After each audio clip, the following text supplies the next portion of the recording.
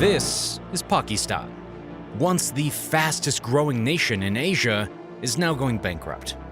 Pakistanis are running out of food, currency is running out of value, and politicians, they're running out of options. मैं Saudi अरब से होके आया हूँ, मैं UAE के होके अभी मैं तुर्की होके आया हूँ और मैंने उन भाइयों को कहा कि आप हमारे बड़े अजीम भाई हैं, हमेशा आपने हमारी मदद की और मैंने यही कहा जब मैं आया हूँ तो आप समझेंगे शायद ये मांगने आया है, मैं मांगने नहीं आया लेकिन मजबूरी है. As I mentioned in my Sri Lanka video, the perfect storm is spreading and it will take down many more countries. Pakistan is just next on the list. Pakistan could face the same reality as Sri Lanka, where people are without food, electricity, and essential supplies like medicine. Currently, Pakistan is facing Asia's second highest inflation, only behind already bankrupt Sri Lanka. But unlike Sri Lanka, Pakistan has faced economic hardship many times in its short history. This time, though, the situation may be more dire than it's ever been. हमने कभी भी ऐसा 35 सालों में इस्लामाबाद में ऐसा हाल नहीं देखे. इतना हालात खराब हमने नहीं देखे.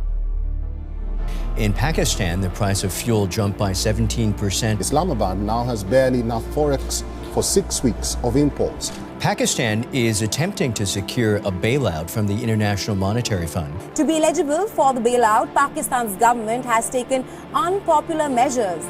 Will it be the next country to go Sri Lanka's way?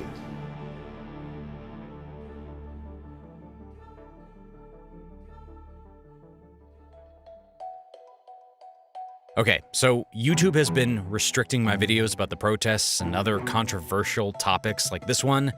This in turn hurts the reach of my videos. So if you guys have been finding my videos useful and informational, it would mean the world to me if you would just scroll down and give this video a like. It just helps me out a lot with the algorithm while covering controversial topics like the crash of Pakistan. Pakistan, though a popular nation in global news, is actually quite new. It was created by the British government in 1947 after they ended their rule over the Southeast Asian region. Surprisingly, Pakistan quickly became the fastest growing nation in all of Asia after its independence, surpassing the likes of both China and India. But the growth didn't last long. In its 75 years of history, Pakistan has had a total of 29 prime ministers, but not a single one has completed a full term. Political instability has been an unfortunate part of Pakistan's history, which makes it hard for the country to sustain any meaningful progress. For any developing nation in modern history, the most important tool for fast growth is foreign investment. Pakistan can look at the success of foreign investments right at its border with both India and China. Unfortunately, it's hard to attract this investment without political stability. Because of the shaky history, every administration always focuses on short-term policies in order to keep the public happy, instead of focusing on long-term improvements that strengthen the country's economy. Subsidies and tax cuts are important tools in the governmental arsenal, but they can be disastrous when used to win elections instead of managing the economy. Every administration came into power trying to fix the problems caused by its predecessor, but slowly changed course as they realized that in order to keep power, they needed to keep the public happy. Constant tax cuts and subsidies have decimated the government balance sheet, and the country is addicted to loans like no other. Because of all of this, growth of the economy has been all over the place, and Pakistan has been nicknamed the sick man of Asia.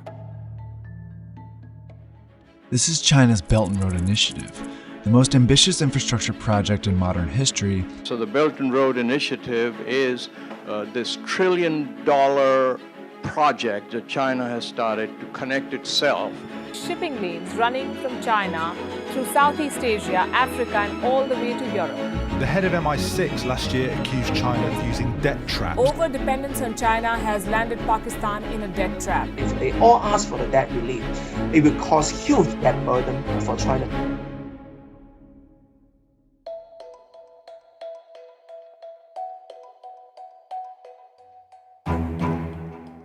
This time, the story is no different. But to understand the true scale of this economic mismanagement, let's back up a little bit to 2017, when the past administration was ousted after the Prime Minister's corruption came to light.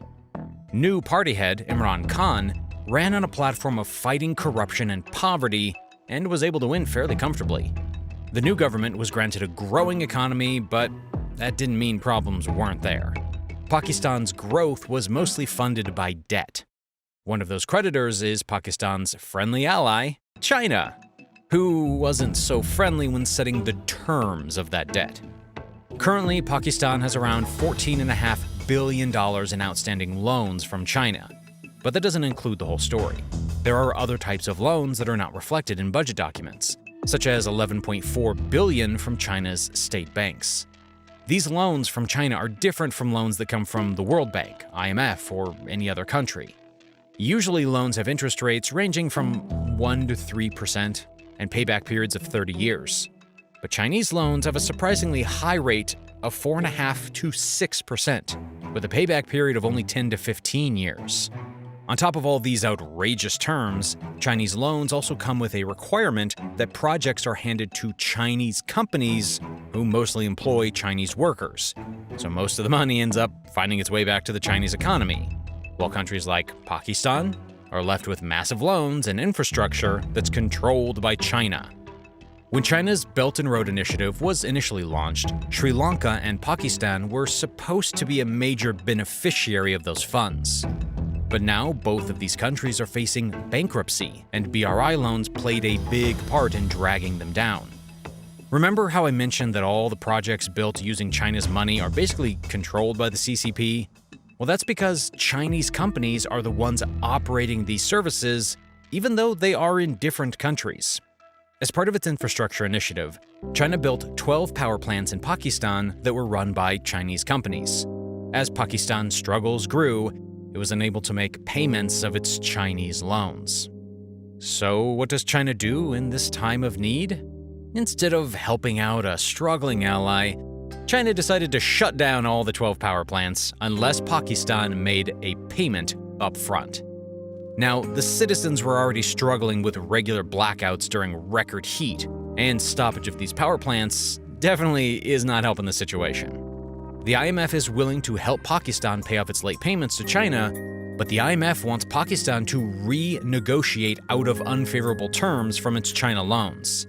Otherwise, any IMF help would be a temporary bandage instead of a long-term solution. Of course, all blame can't be placed on China, as these countries' politicians played a crucial role in mismanaging their delicate economy.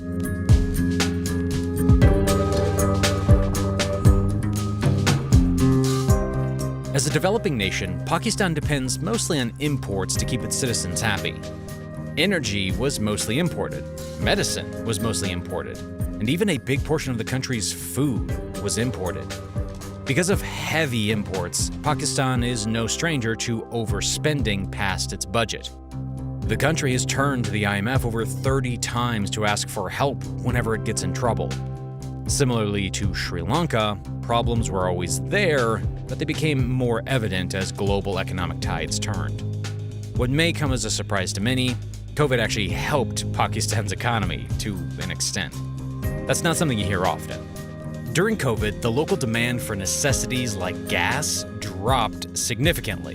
Because of this, the government was able to take a breather from borrowing money to provide for its people. Unfortunately, this relief was only temporary. As the economy opened back up after the lockdown, the debt pressure on the country's finances increased. Now, you guys probably know what happened that just pushed the whole world into chaos. Мною принято решение о проведении специальной военной операции. It was unprovoked. Airstrikes hitting large cities, and thousands of people attempting to flee the Ukrainian capital, Kiev. Cruise missiles, rockets, and artillery struck 25 cities, according to Ukraine. Air raid sirens blared in Kiev. Everyone here is shocked. Ukraine is fighting for its right to exist as a sovereign country. The Russian invasion of Ukraine sent oil prices to the moon and put extreme pressure on Pakistan's food imports. This is when all that political instability reared its ugly head. As the economic situation got worse, the government became more focused on staying in power instead of steering the economy in the right direction. History repeated itself and the administration started implementing short-term, detrimental policies to win political favor. As the gas prices were rising globally, Pakistan had some of the cheapest oil prices in the world. Well, how? How did they do that, you might ask? Well, subsidies! The government put a cap on oil prices and started to subsidize it using loans. These subsidies alone were costing Pakistan more than $600 million per month. Unfortunately for the politicians, these subsidies weren't enough, and the government was eventually ousted in April through a vote of no confidence in Parliament. And the new government is just facing similar challenges, but at an even worse economic time. The administration knew that removing these subsidies wasn't going to help them politically, but keeping these subsidies meant the country would go bankrupt. So after the demand from the IMF, Pakistan removed the cap on gas prices and opened the doors to an IMF bailout. And these problems aren't done yet. Ousted Prime Minister Khan is taking advantage of public outrage over higher gas prices and calling for an early election. This is giving rise to the same political instability that has haunted Pakistan's economy in the past. This one quote encapsulated Pakistan's rocky history. Politicians play politics while citizens suffer. Well, I guess you can apply this to every nation in the world, really. Two neighbors are struggling with the debt crisis. Now, to boost its dwindling foreign exchange reserves, Pakistani government is now looking at the wallet of its citizens. There's a giant hole in their finances. It's just like Sri Lanka, Pakistan is running out of foreign reserves.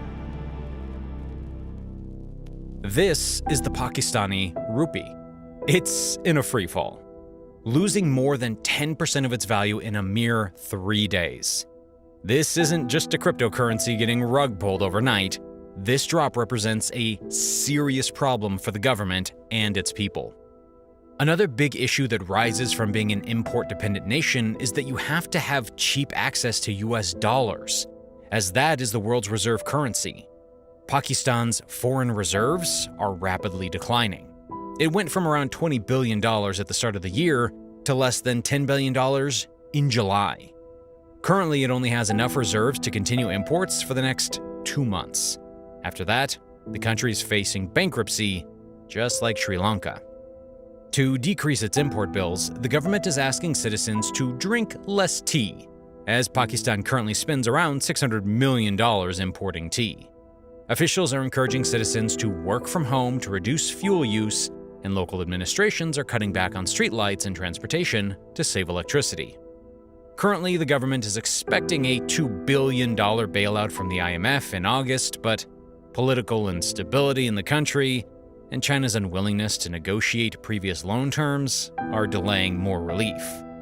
Unfortunately, even more relief is not a long-term solution for Pakistan's economy. There needs to be structural improvement in the country's tax policy and active steps against rampant corruption, both of which are hard to do without political stability. Topics like this, or basically covering anything CCP related, isn't too fun on YouTube. Videos are bombarded with dislikes and pro-CCP comments by their bots. Worse yet, sometimes even YouTube restricts these videos because they claim it's inappropriate. So it would help me out a lot if you guys drop a like on the video. Support on my recent videos has been insane, so I really do thank you guys. This kind of reach wouldn't be possible without you all. Also, we have membership and a Patreon now if you want to support the channel.